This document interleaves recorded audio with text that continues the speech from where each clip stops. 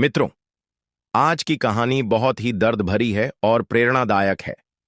एक सौतेली मां जिसने अपनी सौतेली बेटी को जंगल में फेंक दिया ताकि जंगली जानवर खा जाए, लेकिन ईश्वर की मेहरबानी कि उसे एक बेजुबान बंदरिया ने कैसे पाला। आइए सुनते हैं यह खूबसूरत कहानी। मित्रों, किसी गांव में किसान रहता था। उसकी शादी को काफी साल हो चुका था। वह बे औलाद था। फिर उस किसान ने बच्चे के लिए दूसरी शादी की। कुछ महीनों के बाद भगवान की दुआ से उसे दूसरी पत्नी से एक बेटी पैदा हुई। बच्ची दिखने में बिल्कुल परी जैसी लगती थी। उस फूलसी बच्ची को पाकर किसान ने भगवान का धन्यवाद किया। वह पति पत्नी अपनी बेटी के साथ बड़े खुश थे और किसान ने बड़े प्यार से अपनी बेटी का नाम परी रख दिया। अब वह किसान अपनी दूसरी पत्नी से बहुत ज्यादा प्यार करता था, लेकिन किसान की जो पहली वाली पत्नी थी उसे यह चीजें बर्दाश्त नहीं हो रही थी। वह किसान की बच्ची को एक आंख नहीं देख सकती थी। जब बच्ची कुछ महीनों की हुई तो अपनी तोतली जुबान से किसान को पापा पापा कहकर पुकारने लगी। किसान की पहली पत्नी के सीने पर सांप लौटने लगा। इसी तरह वह किसान की बेटी की दुश्मन बन चुकी थी। परी की मां तो सारा दिन घर के कामकाज करती, लेकिन किसान की पहली वाली पत्नी किसान के साथ खेतों में काम करवाया करती थी। एक दिन किसान की पत्नी खेतों से कुछ सब्जियां तोड़ने जा रही थी। फिर उसने सोचा, आज परी तो घर पर अकेली है क्योंकि उसकी मां दुकान से कुछ सौदा लाने गई है। किसान की पहली पत्नी ने इसी बात का फायदा उठाया और परी को अपनी गोद में उठाकर खेतों में साथ ले गई। अब वह सोचने लगी, मैं इस लड़की को खेतों में ही छोड़कर चली जाऊंगी ताकि इसे जंगली जानवर खा जाए और मेरी जान को इस लड़की से छुटकारा मिल जाए। अब वह चलते चलते अपने खेतों से भी काफी आगे एक जंगल में चली गई और उसने बच्ची को अपनी गोद से जमीन पर फेंक दिया और फौरन से वापसी की तैयारी कर ली। उस जालिम औरत के दिल में जरा रहम ना आया और वहां से चली गई। अब वह मासूम बच्ची झाड़ियों में इधर उधर फिरने लगी। अभी वह इतना चल नहीं पाती थी क्योंकि वह बहुत छोटी बच्ची थी। मित्रों, कहते हैं बच्चा भगवान का रूप होता है। इसी तरह उस मासूम बच्ची को भी अपने नफे नुकसान का कोई पता नहीं था। वह बच्ची रोती रोती उसी जंगल में सो गई। जब उस बच्ची की आंख खुली तो वह पापा पापा कहकर अपने किसान पिता को पुकारने लगी और भूख से बिलखने लगी और उठकर चलने लगी। चलते चलते वह एक घने जंगल में जा पहुंची, जहां एक पेड़ पर एक बंदरिया अपने बच्चों के साथ रहती थी और उसी पेड़ की दूसरी साइड एक छोटी सी कुटिया बनी हुई थी जिसमें एक साधु रहते थे।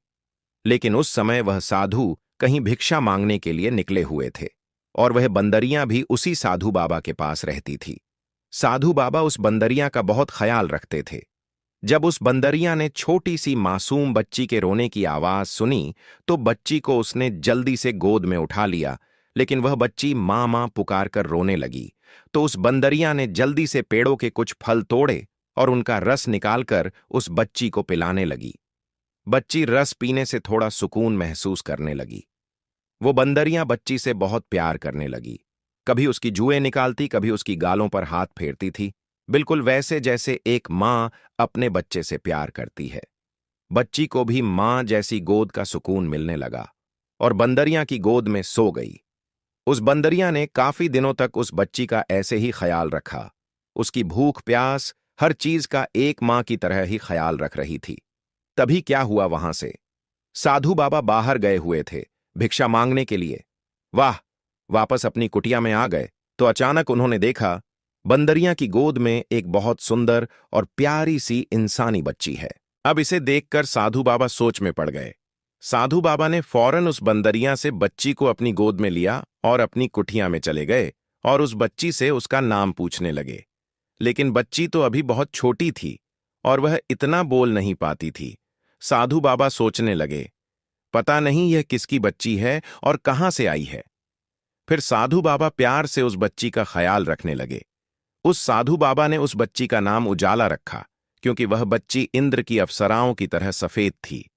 अब वह बच्ची कुटिया से बाहर निकलकर हर रोज उस बंदरिया के बच्चों के साथ खेलती और वह बंदरियां सुबह शाम उस इंसानी बच्ची की बड़े प्यार से देखभाल करती थी। वह बंदरियां साधु बाबा का ख्याल तो रखती थी, अब वह इंसानी बच्ची का भी बहुत ख्याल रखती थी। कभी उसे फलों का रस पिलाती तो कभी उसे अपना दूध पिलाती तो अब भी गाय का पिला देती। क्योंकि उस बाबा ने एक गाय भी पाल रखी थी। जब वह 6 साल की हो गई तो वह साधु बाबा को बाबा बाबा कहकर पुकारने लगी और उस बंदरिया को ही अपनी मां समझती थी, क्योंकि वह बच्ची उन बंदरिया के बच्चों में ही तो पली थी। बाबा जब भगवान भोलेनाथ की पूजा पाठ करते तो वह बच्ची भी उन्हीं के पास बैठकर भगवान भोलेनाथ की पूजा पाठ करने लगती। जब वह मंत्र पढ़ते तो वह बच्ची भी मंत्रों को पढ़ती। बाबा ने उस बच्ची को बहुत अच्छे संस्कार दिए थे। अब वह बच्ची 15 साल की हो चुकी थी। अब तो उजाला पहले से भी ज्यादा खूबसूरत दिखने लगी थी और जंगल के जानवर, परिंदे और वह बंदरियां ही उसके दोस्त थे। वह बंदरियां उजाला को सूखी लकड़ियां जंगल से इकट्ठी करके लाकर देती और वह बाबा और खुद के लिए और बंदरियां के लिए भोजन बनाती। एक दिन वह साधु बाबा उजाला से कहने लगे, बेटी, मुझे दूसरे शहर में भिक्षा मांगने के लिए जाना पड़ेगा। मैंने तुम्हारे लिए इस कुटिया में हर चीज का बंदोबस्त कर दिया। तुम्हें कहीं भी बाहर जाने की जरूरत नहीं और यह बदरिया तुम्हारे साथ होगी। इसको तेरी देखभाल के लिए छोड़ के जाता हूं। यह बंदरिया तो तुम्हें जंगल से लकड़ियां लाकर दिया करेगी और नदी से पानी भी यही लाकर देगी। बस तुम इस कुटिया के अंदर ही खाना बनाना और तुम बाहर बिल्कुल ना निकलना। मित्रों, इतना कहकर वहां से वह साधु बाबा चले गए। अब उजाला और बंदरियां ही उस कुटिया में रह गए थे। उजाला अब साधु बाबा की तरह ही कुटिया में बैठकर भगवान शिव की पूजा पाठ करती और उसके इर्द गिर्द बंदरियां के बच्चे और बंदरियां बैठकर उसके मंत्रों को सुनते। शाम को जब उजाला ने खाना बनाया तो पूजा पाठ करने का वक्त हो गया। जब वह भगवान भोलेनाथ की पूजा पाठ करने में व्यस्त थी तो बंदरिया के एक बच्चे ने सारा खाना खराब कर दिया। जब उजाला ने पूजा पाठ करके उठी तो उसने देखा बंदरिया ने सारा खाना खराब कर दिया है। तो वह उस बच्चे को कहने लगी, तुम बड़े खराब हो, सारा खाना अकेले खा गए, दूसरों का तुम्हें ख्याल नहीं आया। उजाला ने उसे हल्का सा थप्पड़ लगाया तो बंदरिया के बच्चे को गुस्सा आ गया। तो उस बंदरिया के बच्चे ने चूल्हे की आग में पानी फेंककर आग को बुझा दिया। उजाला ने यह सब देखा तो परेशान हो गई और सोचने लगी, मुझे आग जलाने में बड़ी मुश्किल होती है। अब मैं कैसे आग जलाऊंगी? करते करते सारा दिन गुजर गया। अब उजाला खुद भी भूखी रही और वह बंदरियां और उसके बाकी बच्चों ने भी कुछ ना खाया। अब वह बंदरियां का बच्चा बड़ा पछताता रहा था कि मैंने आग क्यों बुझाई। इसी वजह से हम सबको भूखा रहना पड़ा। आखिरकार उजाला झोपड़ी से बाहर निकल आई। उसे एक दूसरी झोपड़ी के बाहर धुआं उठता दिखाई दिया तो वह उस धुएं को देखकर झोपड़ी का पास गई जहां से धुआं निकल रहा था। उस कच्ची झोपड़ी के अंदर एक राक्षसी बुढ़िया थी। बुढ़िया का एक बेटा भी था जो कि बड़ा आदमखोर था। उसको इंसान की खुशबू आते ही फौरन पता चल जाता था। जब उस बुढ़िया ने उजाला को देखा तो उसके मुंह में भी पानी आ गया और ख्यालों में उजाला को खाने के लिए सोचने लगी, काश इस वक्त मेरा बेटा घर पर मौजूद होता तो इस इंसानी लड़की को कभी ना जाने देता। अब उसने प्लान बनाया, जब तक मेरा बेटा नहीं आता मैं इस लड़की को बातों में लगाकर इधर ही रोके रखूंगी। फिर वह बुढ़िया उजाला से कहने लगी, आओ बेटी, कैसे आना हुआ? तुम कौन हो और कहां से आई हो? उजाला कहने लगी, मैं अपने बाबा की लाडली बेटी हूं जो कि बहुत ही निक है। इस वक्त वह दूर वाले गांव में भिक्षा मांगने के लिए गए हैं और मैं घर पर अकेली हूं। बंदरिया के शरारती बच्चे ने चूल्हे से आग बुझा दी। आप मुझे थोड़ी सी आग दे दें ताकि हम अपना खाना बना सकें। वो बुढ़िया कहने लगी, बेटी, आग तो तुम्हें मिल जाएगी, लेकिन बदले में तुझे मेरा भी एक काम करना होगा। मैं बूढ़ी औरत हूं और मुझसे घर का काम बहुत मुश्किल से होता है। मेरा बेटा आने वाला है, उसे बहुत भूख लगी होगी। दूसरी साइड बजरे के दाने पड़े हैं, तुम चक्की में पीसकर उसका आटा बना दो। उजाला ने जल्दी से बजरे पीस दी और बुढ़िया के पास आई और कहने लगी, अम्मा, मैंने आटा पीस दिया, अब जल्दी से मुझे आग दे दो ताकि मैं अपने घर चली जाऊं। बुढ़िया कहने लगी, मेरी बच्ची, तुम कितनी अच्छी हो, और देखो ना मेरा घर कितना गंदा हो रहा है, और देखो ना मेरी तो हड्डियों में इतनी जान नहीं कि मैं काम कर सकूं। तुम तो जवान जाहिल हो, मेरे घर की थोड़ी सफाई कर दो। उजाला ने फौरन से झाड़ू पकड़ा और जल्दी से पूरे घर की सफाई कर दी। लेकिन वह बुढ़िया बार बार बाहर का रास्ता देख रही थी और दिल ही दिल में सोच रही थी, आखिर मेरा बेटा आज जल्दी घर क्यों नहीं आ रहा? पता नहीं क्यों वह आज देर कर रहा है। अब मैं और कितने बहाने इस लड़की के आगे लगाऊं। इतनी देर में उजाला फिर बुढ़िया के पास आई और कहने लगी, अम्मा, मैंने तुम्हारे घर के सारे काम कर दिए, अब तो मुझे आग दे दो ताकि मैं अपने घर चली जाऊं। बुढ़िया कहने लगी, बेटी वाकई तूने तो सारा काम कर दिया, बस मेरा एक और काम कर दो, पास वाले कुएं से मुंह बुढ़िया के लिए थोड़ा सा पानी ला दो। उजाला ने जल्दी से घड़ा पकड़ा और नदी से पानी ले आई। अब बुढ़िया से कहने लगी, अम्मा, अब तो मैं घर जाकर ही रहूंगी क्योंकि मुझे बहुत देर हो गई है, आपने मुझे आग नहीं देनी तो ना दे। बुढ़िया कहने लगी, बेटी कैसी बातें कर रही हो बेटी, तुम तो बहुत अच्छी हो, ये लो आग और ले जाओ, और एक मुट्ठी बजरा भी जाते हुए ले जाना, जहां जहां से तुम गुजर कर जाओगी वहां वहां ये बजरे छींटती जाना। उजाला ने फिर ऐसा ही किया। चलते चलते वह रास्ते से आ गई। अब उजाला ने जल्दी से आग जलाई और झट से खाना बना लिया। सबसे पहले उसने बंदरियां और उसके बच्चों को खाना दिया, इसके बाद उसने खुद खाना खाया। उजाला को घर आए हुए कुछ ही देर हुई थी। इधर उस बुढ़िया का आदमखोर बेटा भी घर आ गया।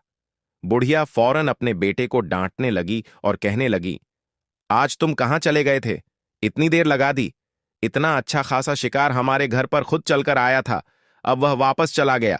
मैंने उसे कुछ बजरे के दाने दी थीं, अब तुम्हें एक ही तरह से उस लड़की का शिकार मिल सकता है। जहां जहां यह बजरे के दाने बिखरे हुए हैं उन्हीं के पीछे पीछे तुम चले जाओ। अब बुढ़िया का आदमखोर बेटा अब दानों के पीछे पीछे चलने लगा। वह दाने अब एक जंगल के पास पेड़ के पास ही खत्म हो गए।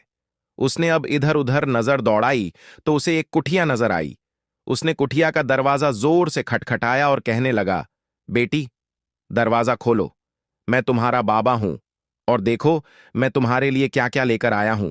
लेकिन उजाला तो खाना खाकर सो गई थी, उसे दरवाजा खटखट की जरा भी आवाज ना आई। अब उस आदमखोर को बड़ा गुस्सा आया और वह गुस्से से दरवाजा पटक कर तोड़ने लगा, मगर वह नाकाम रहा क्योंकि उस कुठिया के दरवाजे लोहे की सीखों से मजबूत बने हुए थे। यहां तक कि उस आदमखोर की एक उंगली टूटकर उस लोहे की सलाखों में फंस गई और वह उंगली किसी जंगली जानवर नमा इंसान की लग रही थी। अब वह नाकाम होकर चला गया। सुबह हुई। उजाला ने जब कुठिया का दरवाजा खोला तो उस आदमखोर की जो उंगली कटी थी उसका नाखून उजाला के हाथ में चुभ गया।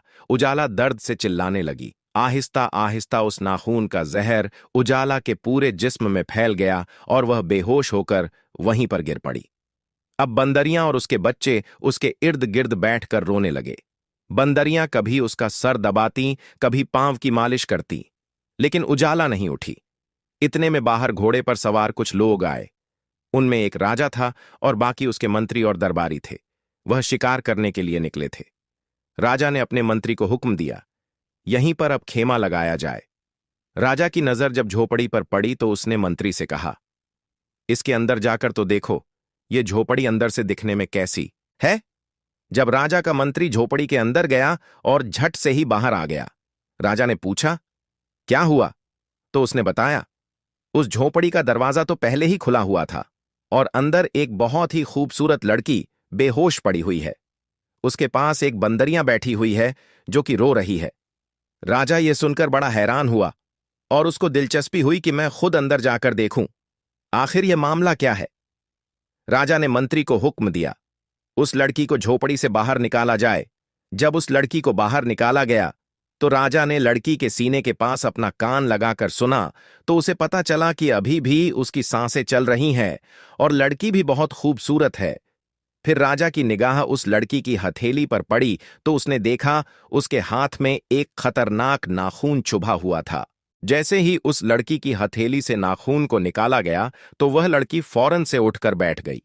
राजा ने कहा, मैं इस राज्य का राजा हूं और मैंने तुम्हारी जान बचाई है। राजा बोला, अब तुम बताओ, तुम कौन हो और यहां पर अकेली क्यों रहती हो, और इस बंदरियां से तुम्हारा क्या रिश्ता है? ये तुम्हारे लिए बड़ा रो रही थी। लड़की बोली, महाराज, मैं अकेली कहां हूं, मैं एक साधु बाबा की बेटी हूं और यह बंदरियां मेरे बचपन की साथी हैं।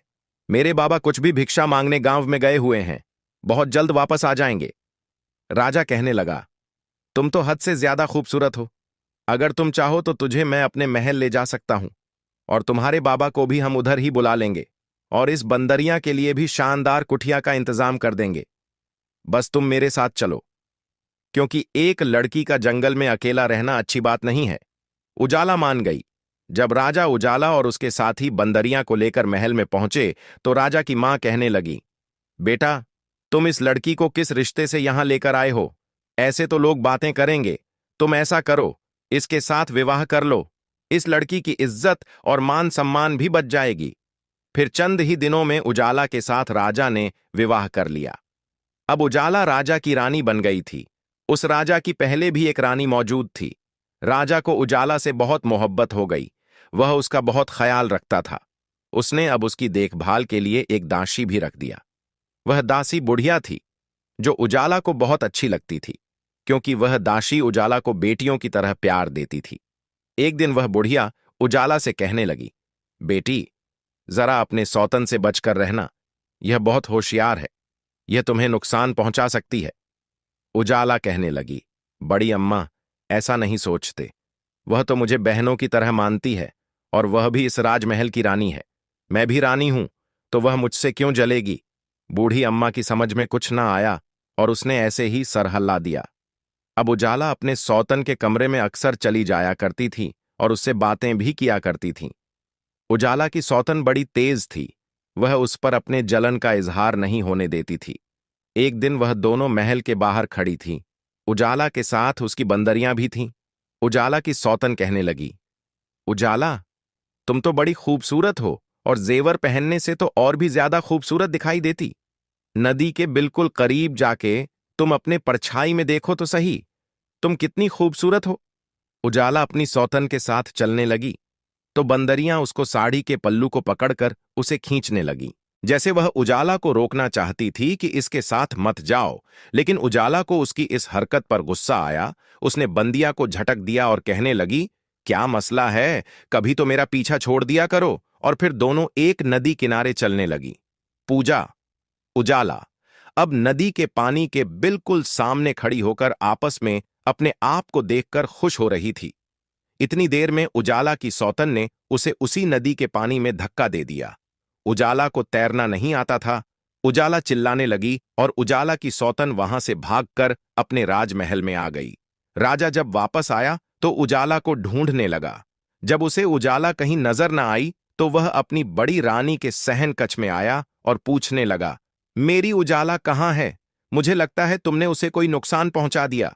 रानी कहने लगी, महाराज, मैंने उसका कोई नुकसान नहीं किया। जरूर इस बंदरिया ने ही उजाला के साथ कुछ किया है, क्योंकि यह बंदरियां हर वक्त उसके साथ ही चिपकी रहती थी। राजा को उस बंदरियां पर बड़ा गुस्सा आया और उसने अपने मंत्री से कहकर बंदरियां को जंजीरों में जकड़कर एक कमरे में बंद करवा दिया जाए। लेकिन राजा को कहीं भी सुकून नहीं आ रहा था। वह पागलों की तरह उजाला को ढूंढता था। राजा न खाता था न पीता था। हर वक्त खुद को कमरे में कैद कर रखता था। एक दिन राजा का गुजर उस नदी किनारे से हुआ तो उस नदी में एक कमल गट्टा का फूल उगा हुआ था। राजा की नजर जब उस फूल पर पड़ी तो उसको उसमें भी उजाला का चेहरा नजर आ रहा था। जब राजा उस फूल के करीब गया तो उस फूल ने झुककर राजा को राम राम किया। राजा फूल से कहने लगा, क्यों? तुम मुझे मेरी उजाला की याद दिला रहे हो? वह भी तुम्हारी तरह ही खूबसूरत और नाजुक थी। पता नहीं कहां चली गई है। अब राजा अपना दिल लगाने के लिए अक्सर उस नदी के पास बैठ जाता और उस फूल से बातें करता। बड़ी रानी को जब यह शक हुआ तो वह एक बार फिर से गुस्से में आ गई। उसने एक सैनिक को बुलाकर हुक्म दिया, जो नदी के बीच बड़ा सा फूल उगा है उसे तुम जड़ से काट डालो। सैनिक ने बिल्कुल ऐसा ही किया। जब राजा दूसरे दिन नदी किनारे पहुंचा तो उसे फूल नजर न आया, क्योंकि वह फूल सैनिक ने जड़ों से निकालकर एक तरफ फेंक दिया था। लेकिन वहीं पर एक सेब का पौधा उग गया था, जो बड़ा सुंदर था और उस पर छोटे छोटे खूबसूरत फूल लगे हुए थे। फिर अचानक उस पर एक बहुत बड़ा सेब लग गया, जो आम सेबों से बहुत बड़ा था। लोग दूर दूर से उस सेब को देखने आते थे, मगर उसको कोई तोड़ नहीं सकता था, क्योंकि वह राजा के इलाके में लगा था। इधर किसान ने अपनी पहली पत्नी को घर से निकाल दिया था। किसान और उसकी पत्नी ने बड़े प्यार से अपनी बेटी का नाम परी रखा था, तो वह परी की याद में हर वक्त रोते थे। अब उनको भगवान ने बेटा भी दे दिया था, फिर भी उनको परी की बहुत याद आती थी। एक दिन किसान की पत्नी खेतों में जा रही थी। थकावट हुई तो उसने सोचा, इस पेड़ के नीचे लेटकर थोड़ा आराम कर लेती हूं। किसान की पत्नी के हाथ में जो टोकरी थी उसने एक साइड पर रखी और वहां पर लेट गई। जब उसकी आंख लगी तो वह बड़ा सा सेब टूटकर उस टोकरी में गिर गया। जब वह उठी तो परेशान हो गई। वह सोचने लगी, या भगवान, अब मैं क्या करूं? अगर किसी ने देख लिया सेब टोकरी में गिरा पड़ा है तो वह मुझे चोर समझेंगे और राजा मुझे कैद करवा देगा। अब उसने सोचा, मैं फौरन से घर चली जाती हूं। उसने टोकरी वैसे ही उठाई और अपने साड़ी के पल्लू से ढककर फौरन घर आ गई और अपने पति से कहने लगी, आज मैं आपको बताऊं कि मुझे क्या मिला है? तो किसान बोला, हाँ, बताओ क्या लेकर आई हो? फिर किसान की पत्नी ने सारी कहानी किसान को बताया और फौरन से टोकरी पर से कपड़ा हटाया तो वहां पर सेब मौजूद नहीं था, बल्कि सेब की जगह पर एक नन्ही मुन्नी बच्ची थी। वह दोनों पति पत्नी यह देखकर बड़े खुश हुए और किसान की पत्नी ने जल्दी जल्दी बच्ची को टोकरी से निकाला और कहने लगी, इतनी खूबसूरत बच्ची है, मैं इसकी जरूर परवरिश करूंगी। जब उसने बच्ची को उठाकर एक जगह बिठाया, वह देखते ही देखते एक जवान लड़की बन गई। इधर साधु बाबा जब कुटिया में आया तो देखा ना वहां पर उजाला थी और ना ही उसकी बंदरियां मौजूद थीं। अब तो साधु बाबा पागलों की तरह पूरे जंगल में अपनी उजाला को ढूंढने लगे, क्योंकि उन्होंने उजाला को बड़े लाड़ और प्यार से पाला था। लेकिन उजाला उनको कहीं नजर ना आई। फिर वह बाबा अपनी बेटी की तलाश करते करते राजा के महल में पहुंच गए। राजा की नजर जब उस साधु बाबा पर पड़ी तो राजा फौरन उठकर खड़ा हो गया और कहने लगा, बाबा कहिए, आपका कैसे आना हुआ? फिर उस साधु बाबा ने सारा माजरा सुनाया कि ऐसे में अपनी बेटी को जंगल में एक बंदरिया की हिफाजत में छोड़कर खुद बाहर के लिए चला गया था, लेकिन जब वापस आया हूं तो मेरी बेटी वहां मौजूद नहीं है। यह सुनकर राजा आश्चर्य में पड़ गया, क्योंकि अब उसे मालूम हो चुका था वह उजाला इस साधु बाबा की ही बेटी थी। फिर राजा ने बाबा को अपना सारा वाकया सुनाया तो बाबा हैरान हो गए और कहने लगे, मेरी बेटी उजाला मर नहीं सकती, क्योंकि मैंने उसे ऐसी ऐसी तंत्र मंत्र और विद्याएं सिखाई थीं, वह मेरी बच्ची अपनी खुद की हिफाजत कर सके और कोई शैतानी ताकत उसे नुकसान न पहुंचा सके। अगर कोई नुकसान पहुंचाने में कामयाब हो भी गया तो मेरी बेटी फिर भी बचकर सामने आ जाएगी, किसी इंसान की सूरत में या फिर किसी फल की सूरत में, क्योंकि जब तक यमराज का हुक्म ना हो कोई भी मेरी बेटी को मार नहीं सकता। राजा ने फिर खुलकर साधु बाबा को सारी हकीकत बताई। वह मेरी पत्नी है और मैं उसे अपनी पटरानी बना चुका हूं और अब वह मुझसे बिछड़ चुकी है। साधु बाबा ने राजा से कहा, पता नहीं मेरी बेटी की किस्मत में लिखा ही कुछ ऐसा है। पहले तो वह अपने मां बाप से बिछड़ी और जवान होने के बाद जहां उसने आंखें खोलीं वहां अपने बाबा से बिछड़ गई, अब अपने पति से बिछड़ गई। अब मेरा मालिक ही जानता है इसमें उस बच्ची की क्या गलती है। राजा ने साधु बाबा को एक कमरा दिया जहां वे साधु बाबा बैठकर अपनी तंत्र मंत्र शक्तियों से देख सकते हैं। फिर जब बाबा ने उस कमरे में जाकर बैठा और अपने तंत्र मंत्र की शक्तियों से आंख बंद कर ध्यान दिया तो उसने देखा कि एक तरफ नजर दौड़ाई तो वहां पर बंदरियां कैद थीं और रो रही थीं। बाबा ने राजा से कहकर फौरन उस बंदरियां को आजाद करवाया। वह बंदरियां आजाद होते ही राजा के कपड़ों को पकड़कर खींचने लगी तो राजा को बंदरियां पर गुस्सा आया, लेकिन साधु बाबा ने कहा, यह बेजुबान तुझे कुछ बताना चाह रही है। फिर वह बंदरियां राजा को कपड़ों से खींचते खींचते किसान के दरवाजे के पास ले गई। किसान के दरवाजे के पास पानी का एक कुआं था जहां पर एक लड़की पानी भर रही थी।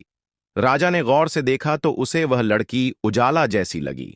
जब राजा लड़की के करीब पहुंचा तो इतनी देर तक वह घर के अंदर जा चुकी थी। राजा के पास ही खड़ी बंदरियां किसान का दरवाजा पटकने लगी। इतने में किसान की पत्नी ने आकर दरवाजा खोला तो राजा ने कहा, अभी अभी जो लड़की अंदर गई है वह मेरी पत्नी है।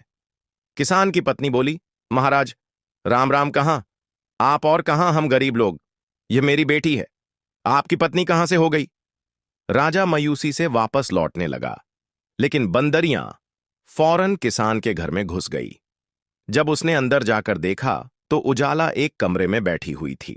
उजाला ने फौरन बंदरियां को पहचान लिया और गले लगाकर खूब रोई और किसान की पत्नी को यानी उजाला ने अपनी मां को सारी कहानी सुनाया। मेरी मां घर के कामकाज करती थी और मेरी दूसरी मां खेतों का काम करती थी। एक दिन मेरी सौतेली मां ने मुझे उठाया और मुझे ले जाकर जंगल में फेंक दिया और मुझे पलट कर भी ना देखा। मैं रोती रही, इधर उधर भटकती रही और भूखी प्यासी थी। फिर मुझे इसी बंदरिया ने सहारा दिया और मां बनकर पाला। मुझे फलों के रस निकाल निकाल कर पिलाती रही। कभी कभी जब मुझे ज्यादा भूख लग जाती थी तो यह स्वयं अपना दूध भी पिला दिया करती थी और मेरा पेट भरती रही। फिर मेरे पास एक साधु बाबा आए जिनका चेहरा बहुत ही तेजस्वी था। वह मुझे उठाकर अपनी कुठिया में ले गए और पापा बनकर मुझे पालने लगे, और यह बंदरियां भी उसी साधु बाबा की थीं। अब वह मेरे बाबा भी मुझे ढूंढ रहे होंगे, क्योंकि वह मुझे घर पर छोड़कर खुद बाहर गए हुए थे और मुझे अपने बाबा की बहुत याद सताती है। जब मेरे साथ जंगल में हादसा हुआ तो एक राजा ने मेरी जान बचाई।